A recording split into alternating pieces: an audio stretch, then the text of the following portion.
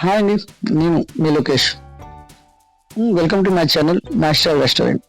So ఈరోజు వీడియోలోకి ఏంటంటే చికెన్ ఎగ్ ఫ్రైడ్ రైస్ని మనం ఎలా చేసుకోవాలో ఈజీగా నేర్చుకుందాం.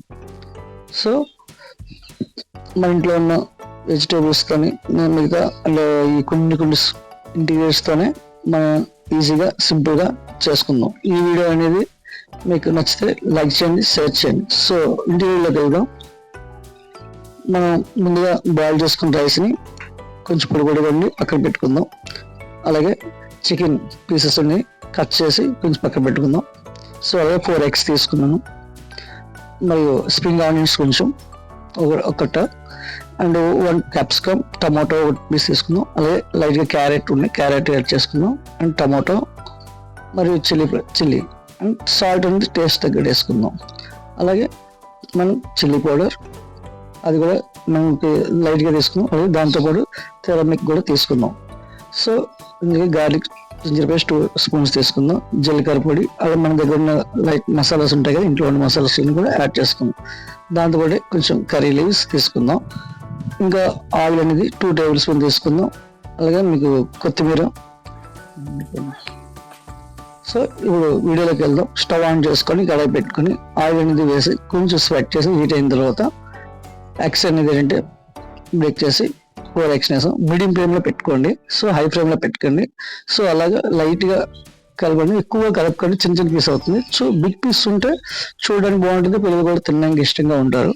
సో అందువల్ల ఏంటంటే కొంచెం బిగ్ పీస్ ఉంచండి. అలాగే మనం ఆనియన్స్ యాడ్ చేసుకున్నాం. నెక్స్ట్ అలాగే చిల్లీ అండ్ కర్రీ లీవ్స్ ఇవన్నీ కూడా వేసుకొని జస్ట్ మిక్స్ చేసి జస్ట్ ఒక 1 minute అలాగా మిక్స్ చేసుకున్నాం.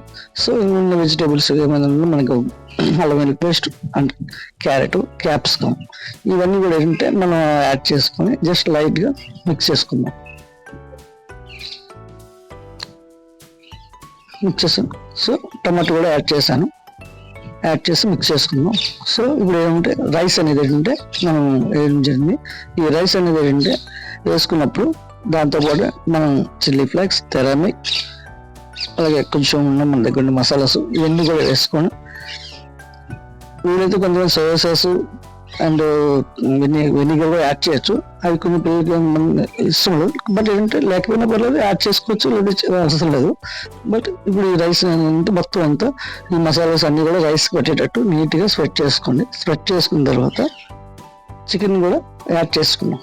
ఈ చికెన్ కూడా యాడ్ చేసుకుని ఒక 2 minutes అనేది బాగా మిక్స్ చేసుకుందాం.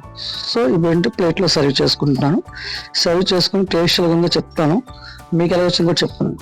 స్మెల్ చాలా బాగుంది, తిన్నాను. ఓకే, అన్నీ కూడా బాగా మిక్స్ అయ్యి వేడిగా స్పైసీగా ఉంది, చాలా బాగుంది.